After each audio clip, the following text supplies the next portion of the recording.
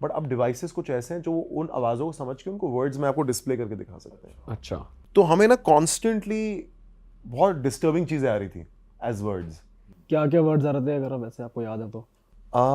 Danger, raise, अगली, basement. और वहाँ पर एक कहानी है कि बेसमेंट वहाँ का बंद कर दिया and it is so weird कि अपने आप ही बेसमेंट, सेलर ऐसे वर्ड्स आ रहे थे.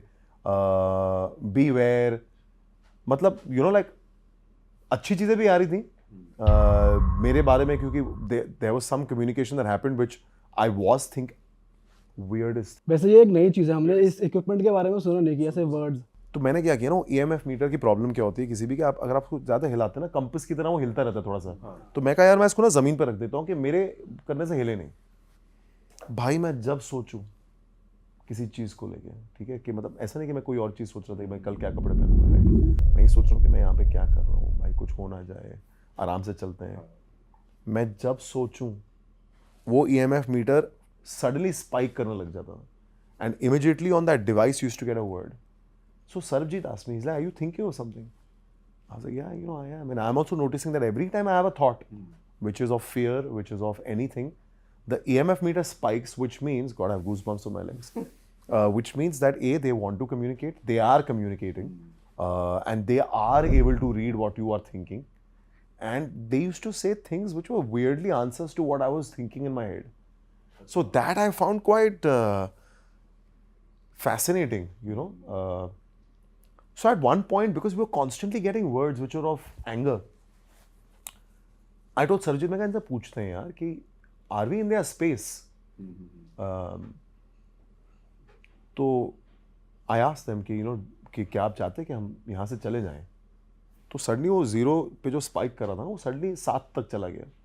यूजुअली क्या होता है, ये जो EMF मीटर है ना, ये 0 to 1, 1.5 is a very good reading, right. अगर आप कहो कि यार आप ये स्पाइक कर दो 1.5 तक, तो अगर वो आपसे कम्युनिकेट करना चाहते हैं, they make sure they come close enough कि उससे स्पाइक हो.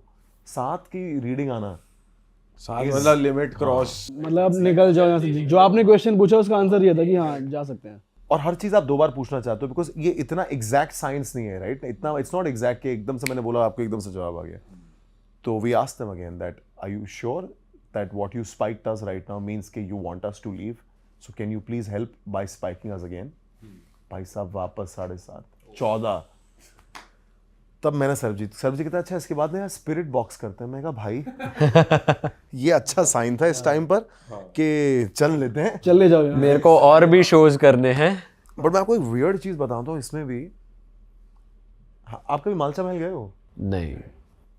तो मालचा महल is a mahal in the middle of a forest in Malcha Marg, जो पीछे आई डोंट नो अगर आपने वो जंगल देखा है, मालचा मार्ग से थोड़ा सा दूर 1.5 किलोमीटर पे है.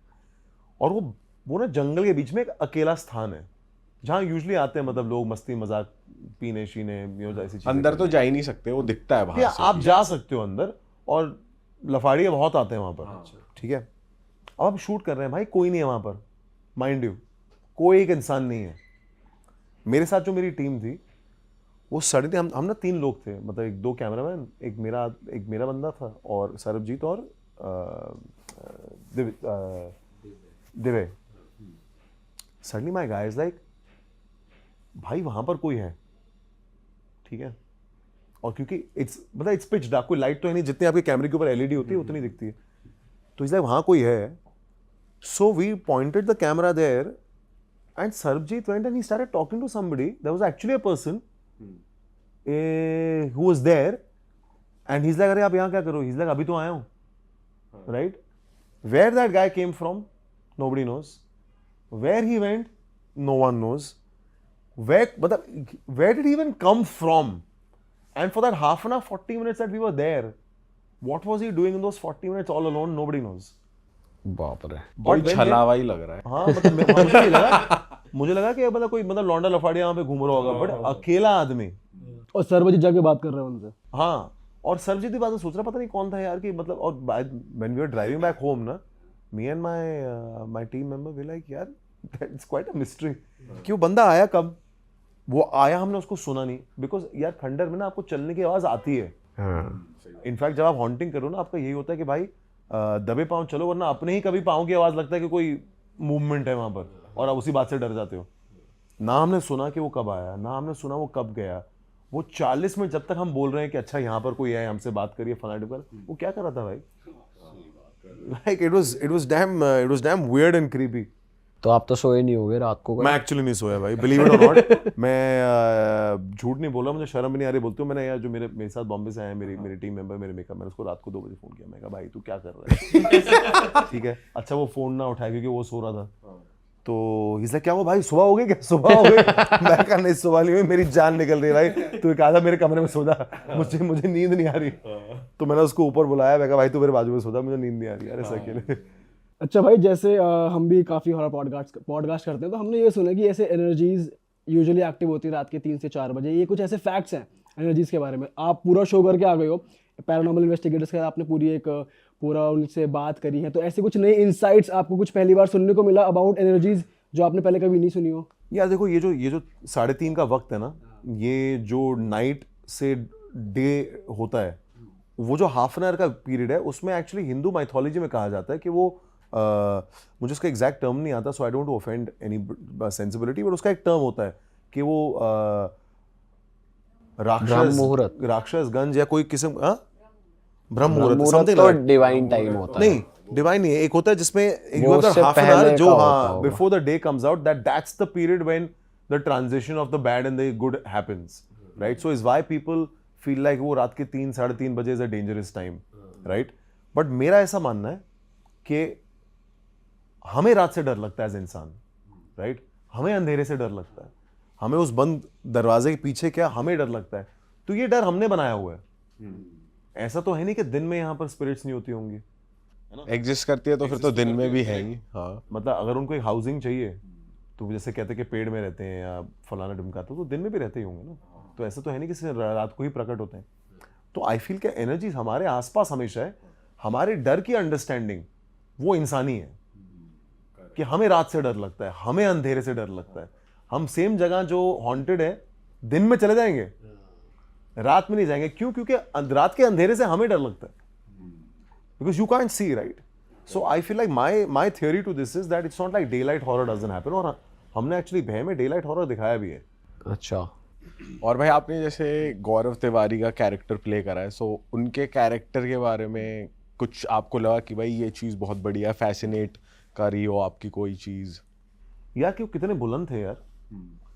मतलब मैं भी जैसे मतलब मैं भी लड़का हूँ, मैं अपनी ज़िंदगी में मुझे लगता नहीं मेरे में इतनी करेज है कि मैं अपना एक कंफर्टेबल बैकग्राउंड छोड़ के कोई ऐसे काम में लग जाऊंगा जहां मुझे पता है कि यार इसका फ्यूचर बहुत डिफिकल्ट है, राइट? मतलब मुझे इनकी स्टोरी इतनी फैसिनेटिंग लगती है कि ही केम टू बॉम्बे टू, अच्छा पहली बात तो दिल्ली से, ठीक है, अच्छे घराने से। He doesn't come from a difficult house where money is a problem, very very comfortable, came to Bombay to become an actor. अब वो एक्टर नहीं बन पाए तो वो चले गए यूएसए पढ़ाई करने पायलट की।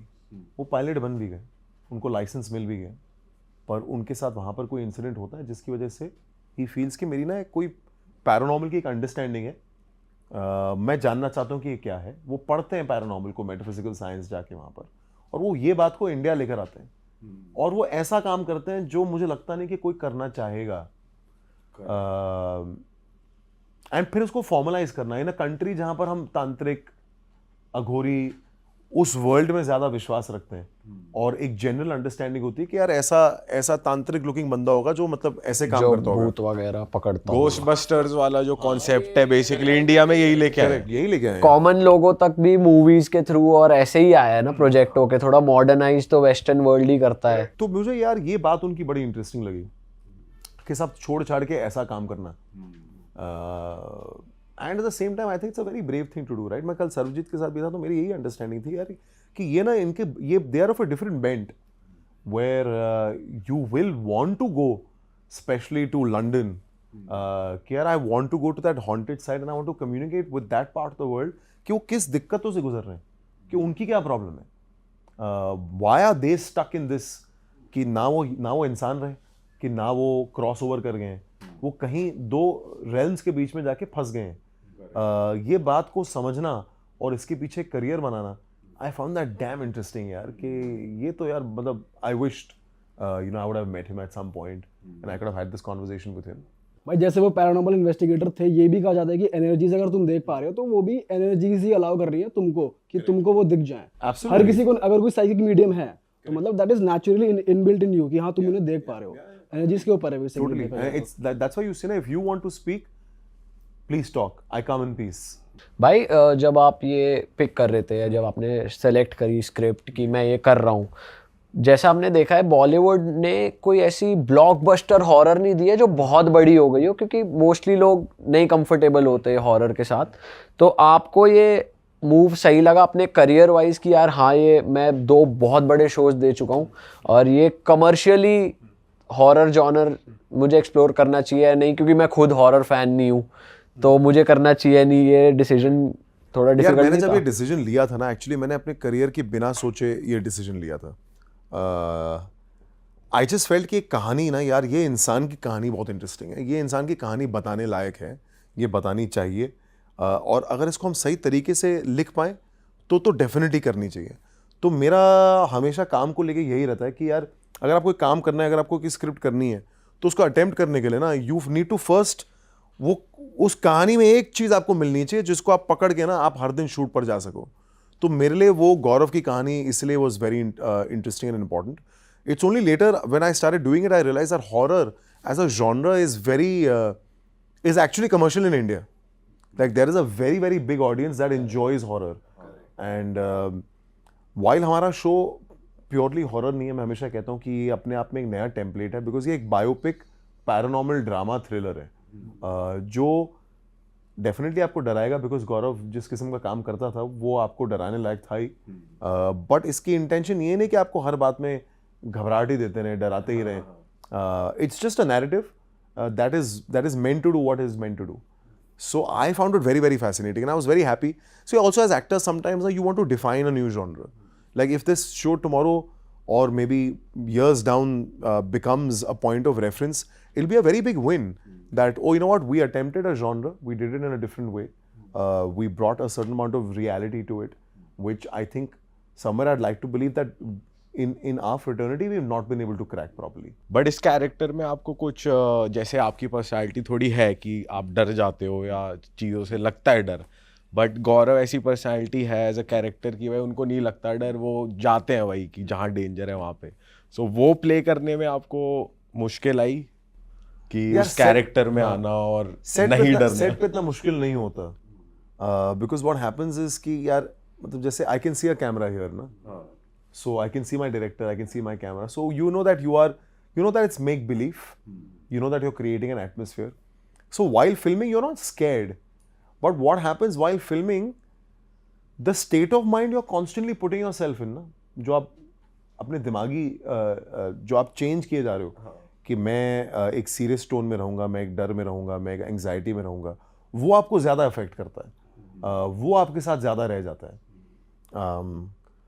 तो जैसे एक सीन था, मैं कमरे में घुसता हूँ एक किचन में, और मैं किचन के सिंक के नीचे मुझे देखना है कि वहाँ पर कुछ है। तो वो जिस तरीके से कमरे में घुसना, because you know as an actor कि अच्छा मुझे सिंक इवेंचुअली मुझे ना सिंक के नीचे देखना है, बट मैं पूरा पहले कमरा देखूंगा, मुआयना करूंगा कमरे का, ऑल ऑफ दैट। तो आप भी चाहते हो कि एक ऑडियंस का बिल्डअप आपके साथ बढ़ता रहे कि अच्छा ये मैं क्योंकि ऑडियंस को तो पता है कि ये वो कमरे में सीन हो रहा है, और ये कमरे में गया, अच्छा जैसे ही राइट दिखेगा इसको पता है यार ये राइट में ना इसको कुछ तो है।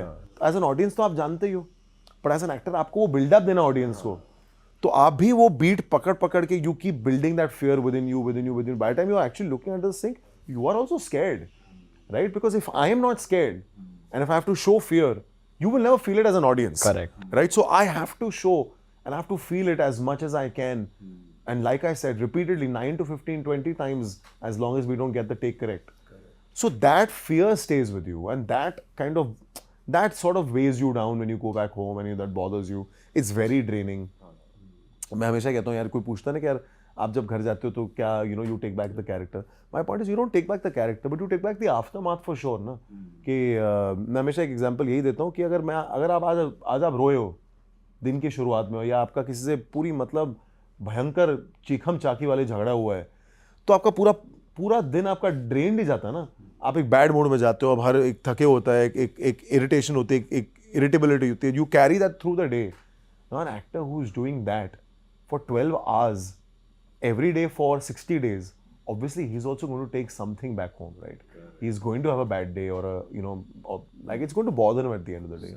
भाई सेट पे ऐसा होता था कि यार मौज मस्ती हो रही है इन अ वे कि कोई प्रैंक कर रहा है, सिंस हॉरर शो बना रहे हो तो डराने के लिए एक दूसरे को एक्टर्स या आपस में कुछ चल रही है मस्ती, ऐसा कुछ होता था? हाँ यार, हम तो जानबूझ के एक दूसरे को डराते रहते थे ना, बिकॉज क्या होता है कि जब आप एक ऐसा एक जॉनर जैसे हॉरर जॉनर को आप शूट कर रहे हो तो आपका जो सेट होता है उसका माहौल भी ऐसा ही होता है कि लाइटें डिम होंगी, जितनी लाइट चाहिए उतनी ही लाइट होगी.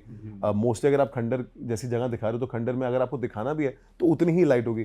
तो हम जानबूझ के इतना तो लोगों को डरा ही देते थे. तो भाई अब डिटॉक्स के क्या प्लान है, कहाँ जा रहे हो? I'll tell you what happened once. With my director. My director is a big believer, and he is always looking for signs कि नहीं यार हमारे साथ ना साइड बाय साइड कुछ ना कुछ तो हो रहा है. तो हमने क्या किया ना, हमने अपने डायरेक्टर को थोड़ा फूल करने के लिए बिटवीन ऑल ऑफ अस हमने कहा, for example let's say if I am shooting him, right, so the camera is here, पर इसके पीछे ना खिड़की है, ठीक है. तो हमने क्या किया कि अच्छा करण जाएगा ना जब शूट करने के लिए तो पीछे हम 2 शॉट लेंगे, एक शॉट जैसे हमको चाहिए, दूसरे शॉट में ना एक हमने कहा कि असिस्टेंट को तो अपना सिर हाथ डाल दियो, ठीक है. तो हमने क्या किया, हमारा डायरेक्टर बोले जा रहा है यार हाथ दिख रहा, बट उसको हम जो शॉट दिखा रहे हैं मॉनिटर पे वो दिखा रहे जिसमें हाथ नहीं था, ठीक है. तो इस यार तुम्हें कैसे नहीं दिख रहा, हाथ दिख रहा. तो हमने कहा है भाई दिख ही नहीं रहा है. So we used to do stuff like that. I know what happens because you are in that state. अभी तो बड़ा simplified लग रहा है ना कि यार कि तो बड़ी बचकान वाली हरकत हो गई. But because when you're shooting something and you are in that state of mind and you are in that atmosphere and it is 2, 3, 4 in the night, you really start believing that how are you not seeing it? I can see it. होगी भाई बंदे की जिसको पागल में हाँ भाई, अगर मैं आपको दिखा दूं ना by chance, I wish I had footage to show you हम कैसे जगहों पर शूट करते थे इन एब्सोल्यूट आइसोलेशन, पूरे मतलब खंडर जंगल, उसमें जाके शूट करना. तो उसमें आपका एक फ्रेम जो माइंड का फ्रेम वो अलग ही चल रहा होता है, आप अलग ही बीट पर चल रहे होते हैं. पर ऐसा होता है जैसे आपने एक कैरेक्टर करा था जिसमें आप पुलिस वाले बने थे, बहुत फेमस आपका शो हुआ था, उसमें आप एक रीजनल जगह पे जाते हो, वहाँ का डायलेक्ट पकड़ते हो, वहाँ की भाषा बोलते हो, तो ऐसा कभी होता है कि लैंग्वेज में वो चेंज आ रहा है, तो अपने घर वाले कह रहे हैं कि भाई अब ये लैंग्वेज छोड़ दे, कैरेक्टर से बाहर आ जा, क्या हो गया तुझे, तू ऐसे क्यों बात कर रहा है, ऐसा होता है? पर यार एक चीज़ डेफिनेटली थी, जब मैंने खाकी किया था तो मैंने एक छोटी सी चीज़ कोशिश की थी कि मैं स्माइल नहीं करूँगा जब तक स्माइल की ज़रूरत नहीं है जिंदगी में भी. अच्छा, सॉरी कैरेक्टर में वो कहीं ना मेरे साथ रह गई बात.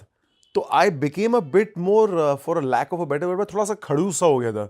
तो मेरी मम्मी कहती थी कि ये तू क्या मतलब एक तो सबसे इतनी शॉर्ट बात करता है और बिना स्माइल के बात 2 वर्ड में रिप्लाई. हाँ, बिकॉज वो आदत पड़ जाती है, because when you are living the character for some time 3-4 months, और वो रुतबे का भी एक ऐसा मजा है ना कि आपको आप एंजॉय करने लग जाते हो कि मैं कम बोलूँगा तो लोग मुझे ज़्यादा सीरियसली लेंगे. तो वो खाकी के साथ मेरा थोड़ा हुआ था, और जो मैंने थोड़ी सी बिहारी में बात करने की कोशिश की थी उसमें, तो उस दिन के बाद, और बिहार में हमने शूट तो चलो झारखंड में किया था, पर वो जो डायलेक्ट है उसका ना एक अपना मज़ा है यार, बहुत बात मजा करने है का. भाई उसका. तो अब अगर मुझे कोई मिल जाए जो बिहार या झारखंड से, तो वो 1 सेकंड में मैं भी उनकी तरह बात करने लग जाता हूँ. So you suddenly pick it up because मज़ा आता है ऐसे बात करने कौन में. सा वर्ड बढ़िया लगता है आपको सबसे? मतलब एक तो बहुत तमीज़ से बात करते हैं और बहुत आराम में रहते हैं. तो उनका जो भी होगा बात करने का जो तरीका है, हाँ जी बताइएगा, मजे में कैसन बिल्कुल. बा जैसे हमें लगा अरे भाई कैसा है यार व्हाट्सअप, वो ऐसे नहीं है. बिहार और झारखंड में ना एक आराम का माहौल है और वो पूरे आराम में रहते हैं. और मतलब अगर आप आंखें बंद करें तो ऐसा लगता है कि सब खटिया पे बैठे होंगे, एक हाथ ऐसे सर के पीछे होगा और ऐसे बात कर रहे होंगे, हाँ जी भैया क्या हाल है भैया. वो एक फीलिंग देते हैं क्योंकि उनमें वो एक है कि they want to take life not as seriously, let's say as all of us do from different cities. Slow life पसंद है उनको. हाँ, पर आपको उस कैरेक्टर को प्ले करने में कुछ कॉम्प्लेक्सिटी लगी कि क्योंकि वो एक रियल लाइफ बेस्ड है वेब सीरीज और आपका कैरेक्टर भी, तो आपने कुछ जैसे जो पुलिस इंस्पेक्टर सही में थे उनसे आपने इंटरेक्शन करी थी, ऐसा कुछ था कि आपने उनसे कुछ लेने की कोशिश करी हो? यार रियल लाइफ कैरेक्टर प्ले करना हमेशा नॉर्मल फिक्टिशियस कैरेक्टर से तो थोड़ा ज़्यादा कॉम्प्लिकेटेड होता ही है, क्योंकि उसमें एक आपकी एक लिमिटेशन हो जाती है रियल लाइफ की. कि फॉर एग्जांपल आज अगर आप अगर एक सिर्फ अपने मन से एक कहानी बनाते हैं, मन से एक कैरेक्टर बनाते हैं, तो आप उसको किसी भी किस्म की एक फिजिकलिटी दे सकते हैं, बाल का तरीका, दाढ़ी का तरीका, बॉडी कितनी होनी चाहिए, आप कितना कैसा चलेंगे, आप ये सारी चीज़ें अपने हिसाब से डिसाइड कर सकते हैं कैसे वो बात करता होगा। पर जब आप एक रियल कैरेक्टर प्ले करते हैं ना, तो आपकी एक लाइफ उतनी लिमिटेड हो जाती है, बिकॉज यू नो कि एक पॉइंट ऑफ रेफरेंस डेफिनेटली है, आप उस पॉइंट ऑफ रेफरेंस से बहुत अलग नहीं जा सकते।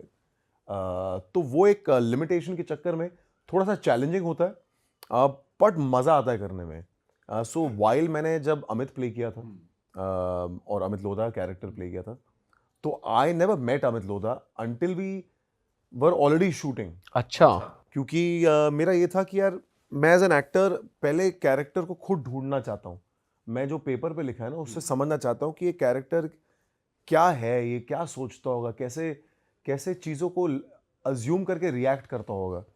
वरना like I said, you know, you get very limited कि अच्छा उसकी मैनरिज्म ऐसी होगी, वो बात इतनी ही करेगा, ऐसे तो भाई करेगा, ये डायलॉग होगा। माइंड में आता नहीं कि यार अगर मुझे किसी का रियल लाइफ कैरेक्टर प्ले करना है तो मैं उसकी बॉडी लैंग्वेज समझूं, जिस तरीके से वो बात करते थे चलते थे, तो वो शूटिंग से पहले नहीं होना चाहिए, मतलब आइडियली। एब्सोल्युटली राइट, बट अगर आप एक बायोपिक बना रहे हैं, अगर आप एक प्योर बायोपिक बना रहे हैं जहाँ पर डायरेक्टर की रिक्वायरमेंट है कि यार हमको ना जो मैनरिज्म है वो मैनरिज्म पकड़ के चलनी है, तो एक अलग बात हो जाती है। बट अगर आपका डायरेक्टर भी आपके साथ है कि यार हम डेफिनेटली एक इंसान की कहानी बता रहे हैं, जो इंसान पब्लिक डोमेन में है आज की तारीख में, जैसे अमित लोधा हो गए, गौरव तिवारी हो गए, you know everyone knows about them, जानते हैं कि कैसे दिखते हैं, किस तरीके से बात करते हैं, पर हम उनकी हम उनको मिमिक नहीं करना चाहते ऑन स्क्रीन, हम उनकी ज़िंदगी दिखाना चाहते हैं कि हमारे हिसाब से उनकी ज़िंदगी कैसी रही होगी। तो आप कुछ क्यूज़ लेते हो, you work on those cues, but you don't treat it like a biopic as we you're behaving you're behaving exactly like how they behaved, unless the requirement is like that. Okay. Yeah. तो इस series के लिए जो भय आपकी series आ रही है, आ चुकी है, तुम बहुत कंफ्यूज लग रहे हो मेरे आंसर से। सडनली इसको लग रहा है ऐसा होता है क्या? मुझे लगा था पता नहीं यार, ये बड़ी मेहनत करते होंगे अगर रियल बंदे का भाई बायोपिक बना रहे हो तो भाई ये होता है ना कि यार बंदे से बैठेंगे, बात भाई करेंगे। तेरी बायोपिक बनेगी ना, मैं तेरे जैसा पूरा करूंगा। दरअसल हाइप ऐसी बनी हुई है ना कि भाई मतलब कुछ लोग ऐसी हाइप बना देते हैं कि कोई बायोपिक आई किसी की तो वो ऐसे कर देते कि मैंने पूरा इसको पोर्ट्रे करा, इनको ही, और उस हिसाब से मोटे भी हो जाएंगे जिस टाइम वो मोटे थे या पतले, या बात करने का तरीका, और मैं इतने महीने कमरे में रहा, मैंने ये चीज़ें करी। और ये सारी चीज़ें सही हैं। देखो मैं आपको डिस्काउंट नहीं करूँगा ये सारी बातें। आज अगर फॉर एग्जांपल अमित लोधा का कैरेक्टर होता कि वो बहुत ही मोटे होते हैं और मैं अगर जैसे पतला हूँ तो मैं डेफिनेटली मोटा होता, बिकॉज वो तो बहुत फॉल्स नैरेटिव हो जाएगा, राइट? या तो आप कैरेक्टर का नाम बदल दो, आप बोल दो कि यार ये निर्धारित है असली कहानियों पे एक आईपीएस ऑफिसर, और उनका नाम मत लो आप। पर जहाँ पे नाम लेते हो आपको एक, वही मैं कह रहा हूँ कि एक बेसिक छवि तो आपके माइंड में है ही, वो छवि से तो you will have to correlate, इतना डेफिनेटली है। But to add to this thought process कि मेहनत तो मेहनत है, बट मेहनत सिर्फ फिजिकलिटी नहीं होती, आप कैसा सोचते हो। अभी हम 4 लड़के हैं, राइट? हम 4 लड़के हैं, हम सारे एक आज सिमिलर उम्र के होंगे। अब लड़कों की ज़िंदगी में जो सारी प्रॉब्लम्स होती हैं एक एज में, वो सब सेम होती हैं। सारी लड़कियों की प्रॉब्लम सेम होती है, घर वाले तंग कर रहे हैं, करियर नहीं चल रहा, ये बातें तो सारी सेम है, राइट? बट हम चारों इस सिचुएशन को अलग तरीके से रिस्पॉन्ड करेंगे, राइट? इंडिविजुअलिटी वो होती है। तो आप किस तरीके से करोगे किसी बात को रिएक्ट, वो इससे अलग होगा, इसका इससे अलग होगा, मेरा अलग होगा।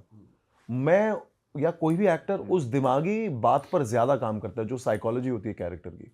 बिकॉज जिस तरीके का पहनावा है आपका, जैसे आप दिखते हैं, आपके बाल हैं, आपका काम है, ये तो बड़ा बाय द वे है, राइट?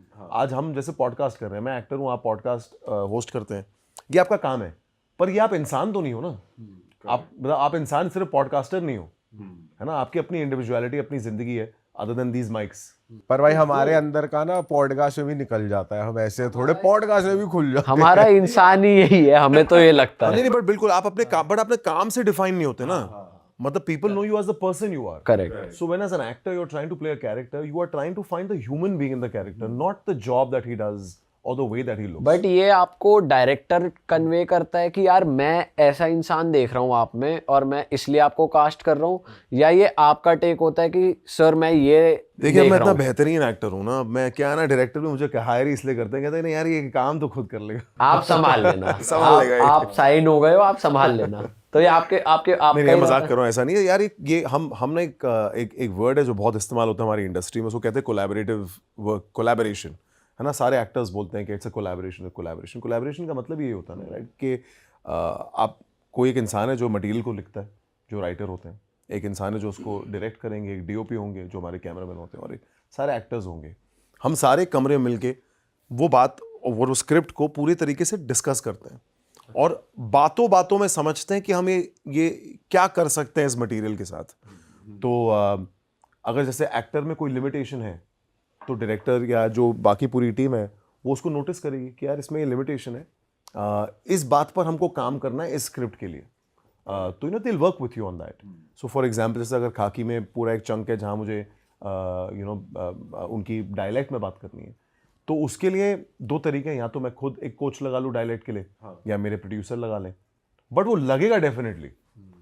तो अगर आप बहुत प्रोएक्टिव एक्टर हैं, अगर आप थिंकिंग एक्टर हैं, तो आप पहले ही प्रीएम्प्ट कर लोगे यार कि अगर मैं एक शो कर रहा हूँ बिहार के ऊपर, तो मैं बिहार की जितनी भी चीज़ें हैं उसको मैं खुद भी समझ लूँ थोड़ा सा। ये मेरा होमवर्क है, राइट।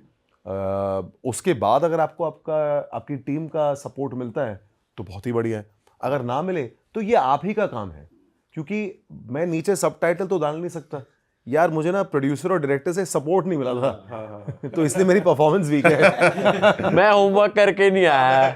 तो आपको इतना तो अपने ऊपर खुद लेना पड़ेगा कि भाई इतनी मेहनत तो मुझे खुद करनी ही पड़ेगी।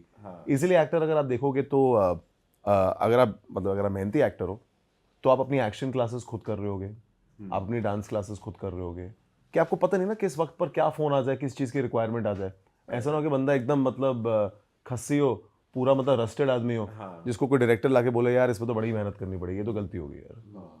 भाई एक्टिंग क्लास से वो याद आ गया, सौरभ सचदेवा की जो एक्टिंग क्लासेस हैं वो बहुत ज्यादा आजकल चल रही इंस्टा हैं, पे इंस्टा पकड़ लिया उन्होंने, इन्फ्लुएंसर्स वगैरह। यार मैंने एक्चुअली उनके साथ कोई क्लास की नहीं है तो मैं कमेंट नहीं कर पाऊंगा, बट वो बहुत ही पब्लिक डोमेन में है and everyone really appreciates what he does more than an acting teacher. I know as an artist, right, and I really enjoy watching the way he imbibes a character, और जिस किस्म की उनकी mannerisms change होती हैं with every character that he's played over a very long career that he's had. So I enjoy watching him, and I'm just glad that finally in Bombay you have someone who's taking the craft of acting seriously. जब हमने acting शुरू की थी ना, मेरे batch के एक्टरों ने, उस टाइम पर इतना एक्टिंग को कोई ध्यान देता नहीं था। नहीं, मैंने कुछ नहीं किया, मैंने सीधा टीवी किया था। मैं एक्चुअली बिजनेस बैकग्राउंड से आता हूँ। कुछ हालात ऐसे थे कि मैं एक्टर बन गया। हाँ, तो यार ये तो मैंने तो एक्टिंग सीखी नहीं थी। मैंने एक्चुअली टीवी करने के बाद जो मैंने थोड़ी सी ब्रेक ली थी, मैं कहा यार चल ठीक है, मैं आगे कुछ बड़ा करना चाहता हूँ तो कुछ सीख तो लूँ पहले। तब मैंने थोड़ी सी वर्कशॉप्स करनी शुरू की थी। बट भाई वर्कशॉप्स इतनी इंटेंस होती है जितनी हमें देखने को मिलती है कि इंसान को रुलाया जा रहा है, उसे सिचुएशंस में डाला जा रहा है। ये तो फैक्ट है। मैंने एक हफ्ते की वर्कशॉप की थी और एक दिन तो I actually had a Crocin यार, बिकॉज सर फट जाता है, क्योंकि बिकॉज द थिंग इज, आप हमेशा क्या कोशिश करो कि मैं अपने शरीर से ना और किस्म के एक्सट्रीम इमोशंस निकालूं। मैं अपने लाइफ की जितने भी मेरे पेनफुल एक्सपीरियंसेस हैं उसमें जाके बैठूं, थोड़ा वक्त बिताऊं, उनके बारे में बातें करूं। और ऐसा होता है ना कि जैसे हमारी जो दुखती रग है, हम उसको दबाने की कोशिश करते हैं, हम उसको हम ज़्यादा डिस्कस नहीं करना चाहते हैं, बिकॉज वो एक पेन पॉइंट होता है। बट मैं अगर आपसे कहूँ कि आपको 8 घंटे उस पेन पॉइंट के बारे में बात करना है, आपको कॉन्स्टेंटली उस इंसान को याद करना है और उसके बारे में बात करते हुए पूरा दिन बिताना है, तो by the end of your body gets drained, right, you get tired. It's like if I tell you that okay you can run 3 kilometers a day, but now keep running for 8 hours non-stop. So you will be tired at the end of the day. So an acting workshop like what you see is very, very draining. और अगर आप इस craft में रुचि रखते हैं, इस art में रुचि रखते हैं, तो जब आप ये प्रैक्टिस करने जाएंगे किसी वर्कशॉप में, तो आप भी अपने दिलो जान से उसकी करेंगे। तो जब आप ज़्यादा मेहनत करते हो किसी चीज़ को समझने के लिए, सीखने के लिए, तो जो सीखने का वक्त होता है वो हमेशा ज़्यादा टायरिंग होता है। Like even when we go for dance rehearsals, right, जैसे अगर आज कोई डांस परफॉर्मेंस है मेरी, 10 मिनट की परफॉर्मेंस होगी, वो 10 मिनट की परफॉर्मेंस सीखने में 4 दिन लगते हैं। पहले दिन तो लगता है यार कि ये तो भाई हो ही नहीं पाएगी, तो आप कोरियोग्राफर बोलते हो यार तू ये स्टेप चेंज कर दे, ये कर दे, नहीं हो रहा, बट वो भी लगा रहता है, नहीं सर हो जाएगा। तो पहले दिन आपको बहुत मेहनत लगती है और पसीने निकल रहे हैं, जान निकल रही है। कट टू जिस दिन आप परफॉर्म करते हो ना, आप स्टेज पे जाते हो, वो 9 से 10 मिनट 1 सेकंड में निकल जाते हैं and you are very comfortable with it. ना आपका सांस इतना फूल रहा है, ना आपके पसीने छूट रहे हैं, बल्कि आप बोलते हो यार ये कब शुरू हुआ कब खत्म हुआ, मजा आ गया। सो जो सीखने का पीरियड होता है उसमें दिमाग बहुत लगता है, उसमें you know you feel because you're learning, right? You're applying more, you like what you do, so you'll apply even more. So that is what you see is very draining. So you'll see कि acting class में लोग रो रहे हैं, पिट रहे हैं। But does it change you as a person? ऐसा होता है कि आप बदल गए, अपने बारे में कुछ नया ही जान लिया, या वर्कशॉप के बाद लगता है यार कि ठीक है मेरे अंदर था ही पहले से, बट मुझे पता चल गया इतना भी कुछ नहीं है, ठीक है? अरे वाह, आपने ये वीडियो यहाँ तक देख ली भाई, तुमने हमारी मेहनत सफल कर दिया, तुम ही लोग हो असली रियल हिट। और अगर आपको बहुत मजा आ रहा है ऐसी क्लिप्स में, ऐसी वीडियोस में, तो फटाफट जाइए प्लेलिस्ट पे बिंज वॉच कीजिए, सारी वीडियोस देख डालो और मौज काटो। दैट इज इट। हम मिलेंगे नए पॉडकास्ट में, नए क्लिप में। Till then bye bye, see you, take care, do subscribe.